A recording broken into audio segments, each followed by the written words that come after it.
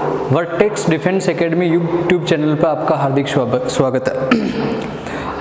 आज की वीडियो में अपन बात करने वाले हैं अभाज्य गुणनखंडों की संख्या ज्ञात करने की, कि किसी भी संख्या के अभाज्य गुणनखंडों की संख्या कैसे ज्ञात करते हैं। तो किसी भी संख्या के अभाज्य गुणनखंडों की संख्या ज्ञात करने से पहले अपने को पता होना चाहिए उस संख्या के अभाज्य गुणनखंड होते क्या है उसके बारे में, कि अभाज्य गुणनखंड कहा किसे जाता है। तो सबसे पहले देख लीजिए अभाज्य गुणनखंड क्या होते हैं या अभाज्य गुणनखंड किसे कहा जाता है। तो यदि अभाज्य गुणनखंडों की बात करी जाए तो किसी संख्या के ऐसे गुणनखंड जिनके और गुणनखंड नहीं किए जा सकते वो उस संख्या के अभाज्य गुणनखंड कहलाते हैं। जैसे मान लो अपने पास एक एग्जांपल है 1800। आपसे कहा जाए कि 1800 के अभाज्य गुणनखंड करने, तो 1800 के अभाज्य गुणनखंडों की संख्या ज्ञात करने के लिए इस 1800 में अभाज्य संख्याओं का भाग देते हुए अंतिम भागफल के रूप में एक प्राप्त करना है। जिन जिन संख्याओं का भाग देंगे वो सारी की सारी संख्या इसके अभाज्य गुणनखंड कहलाएंगे। तो सबसे पहली अभाज्य संख्या 2 का भाग लगाया 900 बार, फिर 2 का भाग 450 बार, फिर 2 का भाग 225 बार। जब 2 का भाग जाना बंद हो गया तो 2 के आगे आने वाली अभाज्य संख्या 3 का भाग लगाते हैं। 3 का भाग लगाएंगे 75 बार, फिर 3 का भाग लगाया 25 बार। अब 3 का भाग जाना भी बंद हो गया तो 3 के आगे आने वाली अभाज्य संख्या 5 का भाग लगेंगे 5 बार, और लास्ट में फिर 5 का भाग लगेंगे 1 बार। भाग तब तक लगाना है जब तक कि लास्ट में 1 ना जाए, और जिन जिन संख्याओं का भाग लगेंगे वो सारे के सारे इसके अभाज्य गुणनखंड। कहने का मतलब ये हो गया कि इस 1800 को अपन इस प्रकार से लिख सकते हैं 2 गुणा 2 गुणा 2 गुणा 3 गुणा 3 और गुणा 5 गुणा 5। अब यदि आपको अभाज्य गुणनखंडों की संख्या पूछी जाए तो अभाज्य गुणनखंडों की संख्या जो आएगी वो अपने पास निकल के आएगी कितनी? 7। 1 2 3 4 5 6 और 7। अब देखो 1800 को आप इस फॉर्म में लिख सकते हो। यदि आगे थोड़ा सा इसको लिखना चाहो तो 2 की घात 3 लिख सकते हैं, 3 गुणा 3 को अपन 3 की घात 2 लिख सकते हैं, और 5 गुणा 5 को 5 की घात 2 लिख सकते हैं। और जब भी आप किसी संख्या को उसके अभाज्य गुणनखंडों की घातों के रूप में लिखते हो तो उसे उस संख्या का कैनोनिकल रूप कहा जाता है। कि जब किसी संख्या को उसके अभाज्य गुणनखंडों की घातों के रूप में लिखा जाता है तो जो संख्या का नया रूप निकल के आता है उसे उस संख्या का कैनोनिकल रूप कहा जाता है। और यहाँ से कई बार क्वेश्चन पूछा जाता है कि दी गई संख्या का कैनोनिकल रूप निम्न में से कौन सा होगा, बताइए। जैसे कि एग्जांपल ले लेते हैं, आपसे कहा जाए कि 216 का कैनोनिकल रूप क्या होगा। अब 216 का यदि कैनोनिकल रूप ज्ञात करना है तो सबसे पहले अपन क्या करेंगे, 216 के गुणनखंड करेंगे अभाज्य वाले। तो सबसे पहले 216 के गुणनखंड ज्ञात करने के लिए 2 का भाग लगाया 216 में 108 बार, फिर 2 का भाग लगाया 54 बार, फिर 2 का भाग लगाया 27 बार, फिर 3 का भाग लगाया 9 बार, फिर 3 का भाग लगाया 3 बार, और फिर 3 का भाग लगाया 1 बार। इसलिए इस 216 को लिख सकते हैं 2 गुणा 2 गुणा 2 और 3 गुणा 3 गुणा 3। 2 गुणा 2 गुणा 2 को लिख सकते हैं 2 की घात 3, और 3 गुणा 3 गुणा 3 को लिख सकते हैं 3 की घात 3। तो ये जो फॉर्म निकल के आया वो इस 216 का कैनोनिकल रूप होगा। तो सबसे पहली चीज अभाज्य गुणनखंड किसे कहा जाता है? किसी संख्या के ऐसे गुणनखंड जिनके और गुणनखंड ना किए जा सके उस संख्या के अभाज्य गुणनखंड कहलाते हैं। किसी भी संख्या के अभाज्य गुणनखंड ज्ञात करने के लिए उस संख्या में अभाज्य संख्याओं का भाग देते हुए अंतिम भागफल के रूप में एक प्राप्त किया जाता है। जिन जिन संख्याओं का भाग दिया जाता है वो सारी की सारी संख्याएं उस दी गई संख्या के अभाज्य गुणनखंड कहलाते हैं। यदि किसी संख्या को उसके अभाज्य गुणनखंडों की घातों के रूप में लिख दिया जाए तो जो संख्या का नया रूप निकल के आएगा उसे उस संख्या का कैनोनिकल रूप कहा जाएगा। और ये चीज ध्यान में रख लेनी है आपने कि किसी भी संख्या का कैनोनिकल रूप जो होता है वो क्या होता है। अब कई बार आपको अभाज्य गुणनखंडों के संबंध में क्वेश्चन पूछे जाते हैं, किस प्रकार से पूछते हैं उनको डिस्कस कर लेते हैं।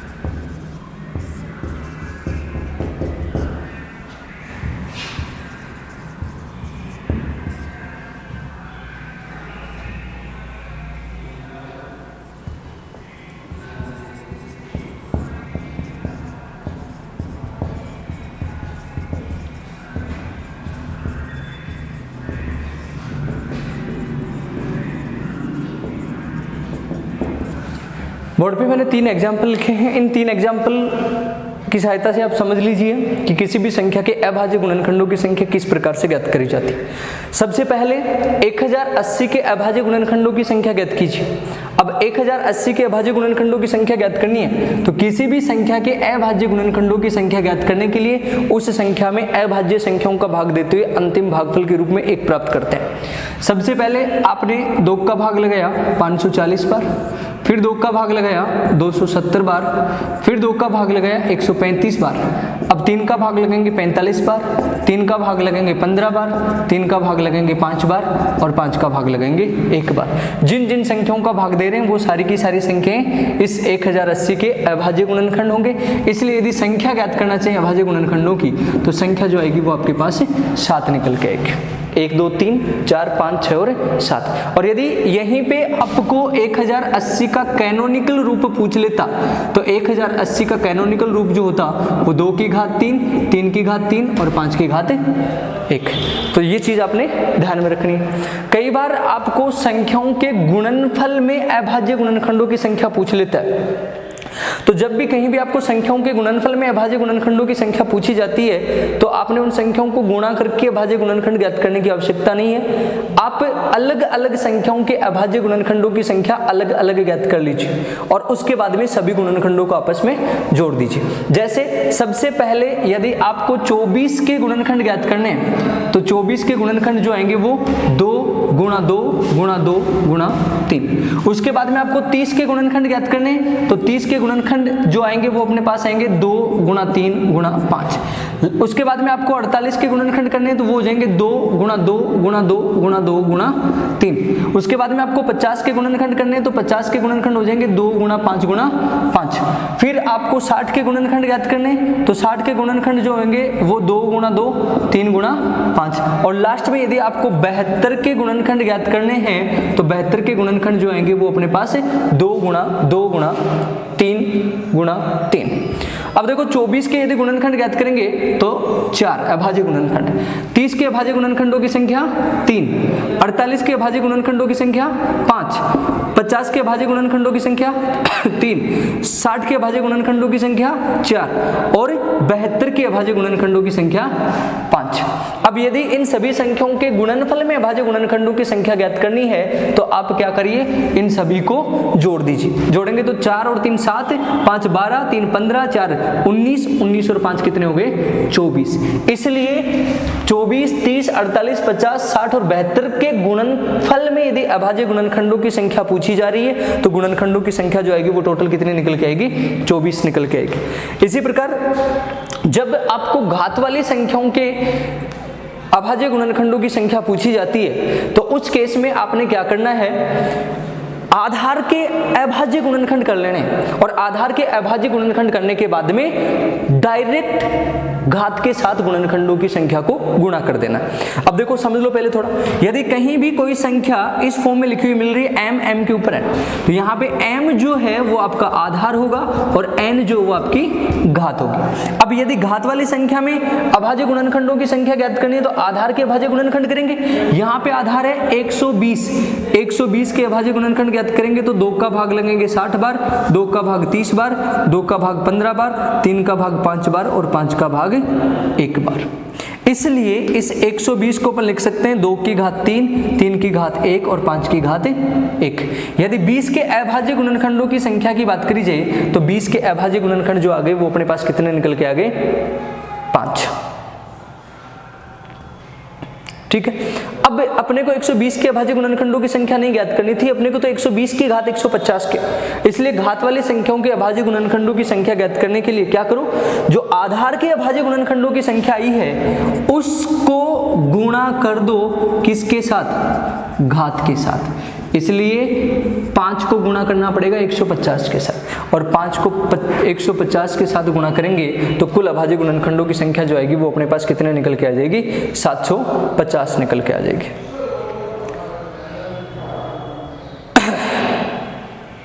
अब देखो यदि इस 750 की घात के साथ गुणा क्यों किया, इसके बारे में यदि आपको समझना है तो देखिए, सबसे पहले अपन क्या करेंगे, 120 के फैक्टर करें, और 120 के फैक्टर करें तो ये 2 की घात 3 गुणा 3 की घात 1 गुणा 5 की घात 1।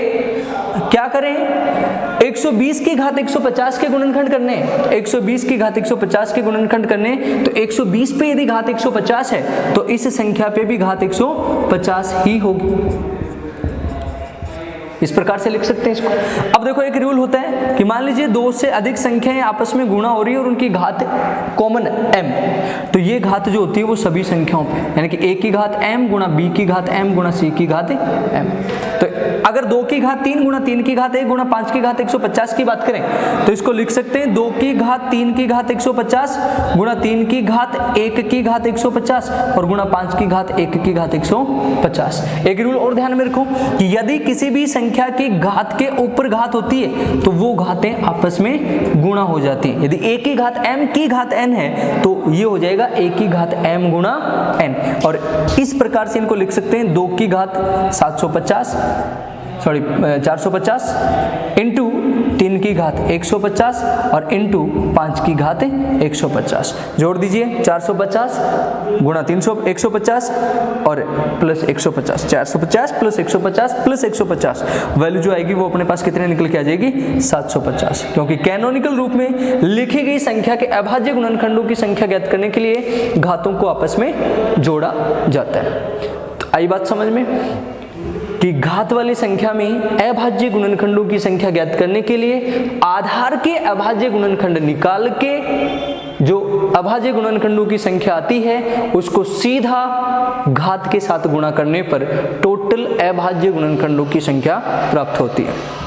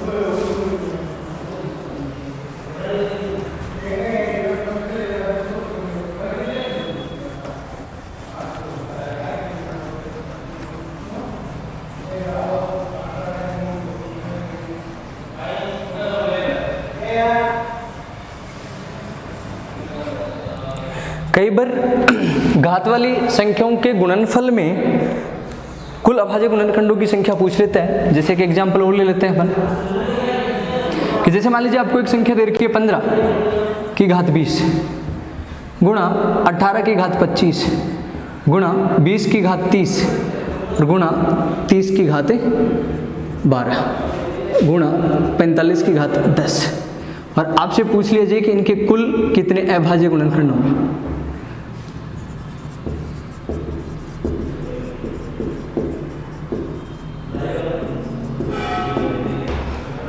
इसी प्रकार एक एग्जाम्पल और ले लेते हैं। कुछ संख्याएं दे रखी है जैसे 12 की घात 15 इंटू 18 की घात 20 इंटू 21 की घात 25 इंटू 30 की घात 20 बटा में 6 की घात 9 गुणा 10 की घात 15 गुणा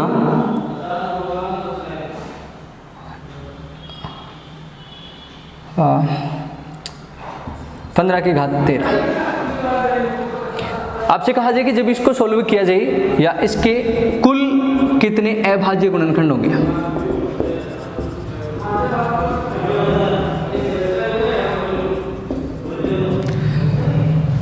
देखो, जब घात वाली संख्याओं में अभाज्य गुणनखंडों की संख्या पूछता है तो आधार के अभाज्य गुणनखंडों की संख्या को घात के साथ गुणा करते हैं, और जब घात वाली संख्याओं के गुणा में अभाज्य गुणनखंडों की संख्या पूछता है तो आपने प्रत्येक संख्या के अलग अलग गुणनखंडों की संख्या ज्ञात करके सभी को आपस में जोड़ देना। तो सबसे पहले देखो, 15 की घात 20 के अभाज्य गुणनखंडों की संख्या ज्ञात करनी है तो 15 के अभाज्य गुणनखंड ज्ञात करो।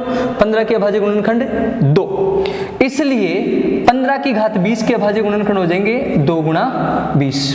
हुई कि नहीं हुई? यहाँ पे लिख लेता हूँ कि 15 की घात 20 के अभाज्य गुणनखंड ज्ञात करने हैं तो वो हो जाएंगे 2 गुणा 20 यानी कि 40। अब 18 के अभाज्य गुणनखंड करने हैं तो 18 के अभाज्य गुणनखंड हो गए 3, 18 के 2 गुणा 3 गुणा 3, इसलिए 18 की घात 25 के जो होंगे वो हो जाएंगे 3 गुणा 25 यानी कि 75। उसके बाद में 20 की घात 30 के अभाज्य गुणनखंड करने हैं तो सबसे पहले 20 के कर लीजिए, तो 20 के हो जाएंगे 2 गुणा 5 3। अब 20 की घात 30 के अभाज्य गुणनखंड ज्ञात करने हैं तो 3 को 30 के साथ गुणा कर देंगे 90। इसी प्रकार 30 के अभाज्य गुणनखंड ज्ञात करने तो 30 के अभाज्य गुणनखंड हो जाएंगे 2 गुणा 3 गुणा 5 यानी कि 3। तो 30 की घात 12 के अभाज्य गुणनखंड हो जाएंगे 3 गुणा 12 36। और इसी प्रकार लास्ट में 45 के अभाज्य गुणनखंड करने तो 3 गुणा 5 ये भी 3। तो 45 की घात 10 के अभाज्य गुणनखंड हो जाएंगे 3 गुणा 10 यानी कि 30। अब इन सभी संख्याओं के गुणनफल में कुल अभाज्य गुणनखंडों की संख्या ज्ञात करनी है तो सभी को जोड़ दीजिए। जोड़ेंगे 5 और 6 11, हासिल एक हो गई 4 3 7 7 और 9 16 16 और 7 23 23 और 4 कितने हो गए 27। इसलिए यहाँ पे टोटल अभाज्य गुणनखंडों की संख्या जो आएगी वो अपने पास कितने निकल के आएगी 271। कई बार अपने को इस प्रकार का क्वेश्चन पूछता है जिसमें कुछ संख्याएं ऊपर गुणा हो रही हैं और कुछ संख्याएं बटा में गुणा हो रही हैं। जब ऊपर और नीचे दोनों तरफ की संख्याओं में अभाज्य गुणनखंडों की संख्या पूछता है तो आपने क्या करना है, ऊपर वाली संख्याओं के गुणनखंडों की संख्या ऊपर ज्ञात कर लेनी है, नीचे वालों की नीचे ज्ञात कर लेनी है और ऊपर वाले के अभाज्य गुणनखंडों की संख्या में से नीचे वाली संख्याओं के अभाज्य गुणनखंडों की संख्या को घटा देना है। तो ऊपर वाली संख्याओं के अभाज्य गुणनखंडों की संख्या ज्ञात करनी है तो सबसे पहले 12 की घात 15 के, तो 12 के अभाज्य गुणनखंड करेंगे तो 3 होंगे, इसलिए ये हो गया 3 गुणा 15 45। अब 18 के अभाज्य गुणनखंड करेंगे तो 18 के अभाज्य गुणनखंड भी 3 होंगे, इसलिए 18 की घात 20 के टोटल गुणनखंड हो गए 3 गुणा 20 यानी कि 60। 21 के अभाज्य गुणनखंड करेंगे तो 2 होंगे, इसलिए 21 की घात 25 के कुल अभाज्य गुणनखंडों की संख्या हो जाएगी 2 गुणा 25 50। इसी प्रकार 30 के अभाज्य गुणनखंड करेंगे तो 3 होंगे, तो 30 की घात 20 के कुल अभाज्य गुणनखंडों की संख्या जो होगी वो 3 गुणा 20 यानी कि 60। अब ऊपर वाली संख्याओं के टोटल अभाज्य गुणनखंडों की संख्या ज्ञात करनी है तो इन सभी को जोड़ दीजिए और जोड़ेंगे 10 और 5 15 और 6 21 215। तो ऊपर वाली संख्याओं के अभाज्य गुणनखंडों की संख्या होगी 215। अब क्या करना आपने नीचे वाली संख्याओं के अभाज्य गुणनखंडों की संख्या और ज्ञात करनी है। तो नीचे वाली संख्याओं में 6 की घात 9 के अभाज्य गुणनखंड ज्ञात करने तो 6 के ज्ञात कीजिए 2, तो 2 गुणा 9 कितने हो जाएंगे 18 गुणनखंड हो जाएंगे। अब 10 के गुणनखंड करेंगे तो वो हो जाएंगे 2, तो 10 की घात 15 के हो जाएंगे 2 गुणा 15 यानी कि 30। और 15 के गुणनखंड करेंगे तो वो भी कितने होंगे 2 ही होंगे, तो 15 की घात 13 के हो जाएंगे 2 गुणा 13 यानी कि 26। तो नीचे वाली संख्याओं के टोटल गुणनखंडों की संख्या जो आएगी वो अपने पास कितने निकल के आ जाएगी 74 निकल के आ जाएगी। 8 और 6 14 3 3 6 और 1 7। ऊपर वाले गुणनखंड थे 215, नीचे वाले गुणनखंड है 74, इसलिए टोटल अभाज्य गुणनखंड जो होंगे वो आपके पास कितने होंगे 215 माइनस 74, और 215 में से 74 को घटाने पर जो वैल्यू आएगी वो आपके पास कुल अभाज्य गुणनखंडों की संख्या हो। इसलिए कुल अभाज्य गुणनखंड जो आ गए वो अपने पास 141 निकल के आ गए। तो ये था अभाज्य गुणनखंडों की संख्या ज्ञात करना। अब एक तो होता है अभाज्य गुणनखंड, तो अभाज्य गुणनखंड किसी संख्या के ऐसे गुणनखंड होते हैं जिनके और गुणनखंड नहीं किए जा सके, और एक होता है गुणनखंड। कई बार इन दोनों शब्दों में कंफ्यूज हो जाते हैं कि जब अपने को गुणनखंड पूछता है तो अपन अभाज्य गुणनखंड निकाल के आ जाते हैं, और जब अभाज्य गुणनखंड पूछता है तो कई बार अपन गुणनखंड निकाल के आ जाते हैं। तो देखो सबसे पहली चीज, अभाज्य गुणनखंड और गुणनखंड दोनों अलग अलग चीज है।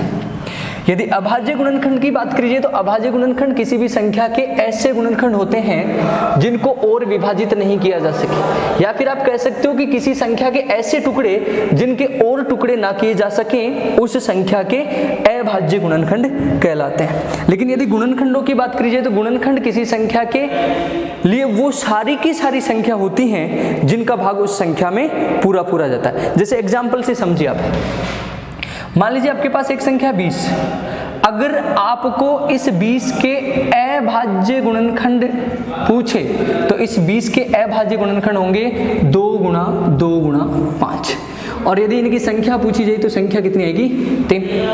लेकिन आपको इस 20 के अभाज्य गुणनखंड ना बोल के आपको बोल दे कि इस 20 के गुणनखंड कितने होंगे, और गुणनखंड ना बोलकर कई बार बोल देता है कि इस 20 के भाजक कितने होंगे। तो गुणनखंड या भाजक वो सारी की सारी संख्याएं होती हैं जिनका भाग उस संख्या में पूरा पूरा जाता है। तो 20 के लिए वो संख्या जिसका भाग 20 में पूरा पूरा जा रहा है 1, 2, 4, 5, 10 और 20। इसलिए यदि गुणनखंडों की संख्या की बात करी जाए तो गुणनखंडों की संख्या जो आएगी वो अपने पास कितने निकल के आएगी 6। अब अभाज्य गुणनखंडों की संख्या ज्ञात करना अपन ने सीख लिया है। कई बार अपने को क्वेश्चन पूछता है गुणनखंड या भाजकों की संख्या ज्ञात करने के संबंध में। तो नेक्स्ट आगे बात कर लेते हैं गुणनखंड या भाजकों की संख्या ज्ञात करना। कई बार भाजकों का योग पूछ लेता है और कई बार आपको भाजकों का गुणनफल भी पूछ लेता है। जैसे मान लीजिए इसी एग्जाम्पल को लेके चल लें, आपसे कहा जाए कि 20 के गुणनखंडों की संख्या ज्ञात कीजिए।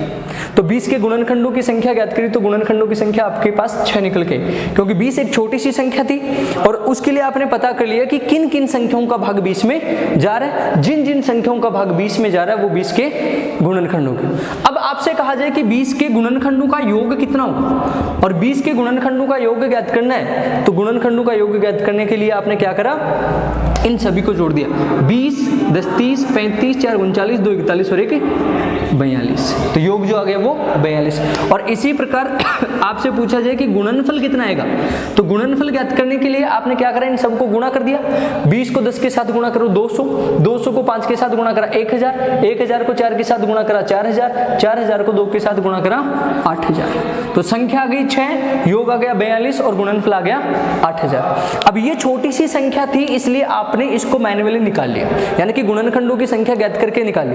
कई बार अपने को बड़ी संख्या मिल जाती है और बड़ी संख्या में यदि अपन इस तरीके से गुणनखंडों की संख्या निकालना चाहें तो टाइम थोड़ा सा ज्यादा लग जाता है। तो उस केस में देखो, इसी एग्जांपल के लिए मैं आपको गुणनखंडों की संख्या, योग और गुणनफल ज्ञात करने का एक दूसरा तरीका बताऊं जिसे आपने ध्यान में रखना है। अब मान लो आपको क्वेश्चन में पूछ लेता कि 20 के भाजकों की संख्या ज्ञात कीजिए।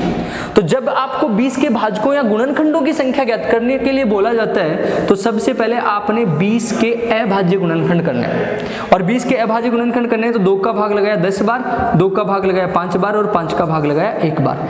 इसलिए आप कह सकते हो कि अपन 20 को लिख सकते हैं 2 की घात 2 गुणा 5 की घात 1। अभाज्य गुणनखंड करने, उनको घातों के रूप में लिखना है।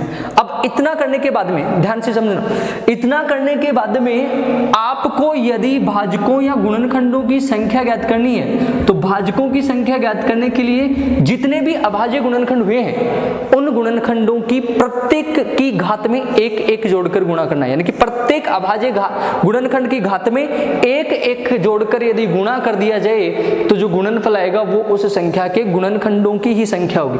अब 2 की घात कितनी थी 2, इसलिए 2 में 1 जोड़ दो। 5 की घात कितनी थी 1, इसलिए 1 में भी 1 जोड़ दो। 2 में 1 जोड़ेंगे 3, 1 में 1 जोड़ेंगे 2, 3 को 2 से गुणा करा कितना आ गया 6। तो भाजकों की संख्या कितनी निकल के आ रही है 6। यानी कि गुणनखंड या भाजक ज्ञात करने की आवश्यकता नहीं, आप सीधे निकाल लीजिए। इसी प्रकार यदि आपको योग ज्ञात करना है तो योग ज्ञात करने के लिए अपन क्या करेंगे, ध्यान से सुनो, यहां तक सोल्व करा। अब देखो आपने देखा कि 2 की घात कितनी है 2, यानी कि 2 की मैक्सिमम घात 2 है। तो योग ज्ञात करने के लिए 2 की घात 0 से 2 की घात 2 तक जितने भी वैल्यूज हैं सभी को जोड़ना है। यानी कि 2 की घात 0 प्लस 2 की घात 1 प्लस 2 की घात 2, ये तो बात हो गई इसकी।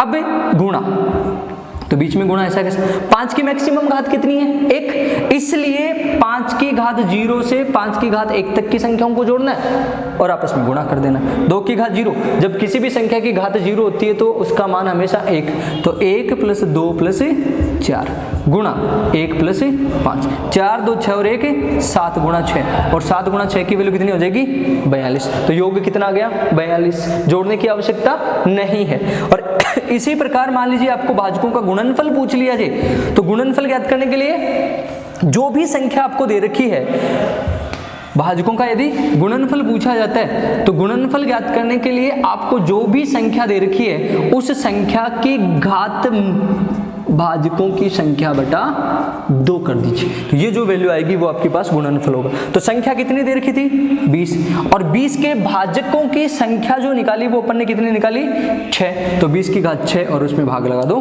2 का, तो 20 की घात 3, और 20 की घात 3 जो होता है वो किसके बराबर होता है 8000 के बराबर होता है। तो जब भी आपको किसी भी संख्या के भाजकों की संख्या पूछी जाती है तो अभाज्य गुणनखंडों की घात में एक एक जोड़कर गुणा कर दिया जाता है। इसी प्रकार यदि भाजकों का योग पूछा जाता है तो प्रत्येक अभाज्य गुणनखंड की घात 0 से जो मैक्सिमम घात है वहां तक की संख्याओं को जोड़ते हुए चलना है और फिर सभी आपस में गुणा कर देना है। और यदि आपको भाजकों का गुणनफल पूछा जाता है तो जो भी संख्या दे रखी है उस संख्या की घात भाजकों की संख्या बटा 2 कर देते हैं। जैसे एग्जाम्पल ले लेते हैं, अब ये तो छोटी सी संख्या थी, कोई बड़ी संख्या लेते हैं। जैसे एक एग्जाम्पल ले लिया अपन ने, आपसे कहा जाए कि 240 के भाजकों की संख्या योग तथा गुणनफल ज्ञात कीजिए।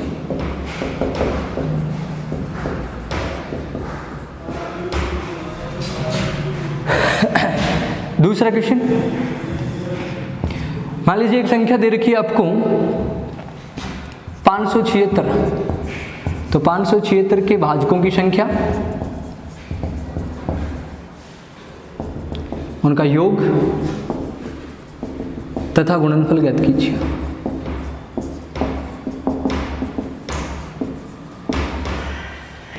अब देखो, यदि 240 के भाजकों की संख्या, भाजकों का योग तथा गुणनफल ज्ञात करना है तो सबसे पहले आप 240 के अभाज्य गुणनखंड कर लीजिए।